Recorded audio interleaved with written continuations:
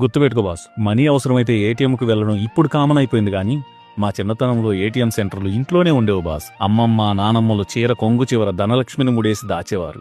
వీళ్ళే మా చిన్నతనంలో ఆటోమేటెడ్ టెల్లర్ మిషన్లు.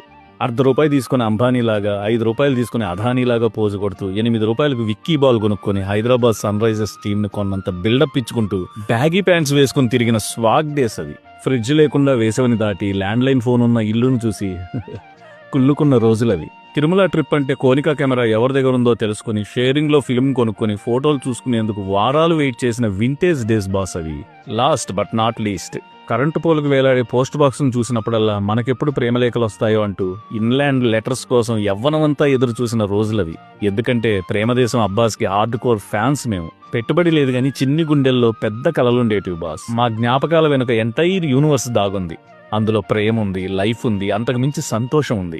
మనకు మనం చెప్పుకునే ఓ గొప్ప కథ ఏదైనా ఉందంటే అది మన బాల్యమే బాస్.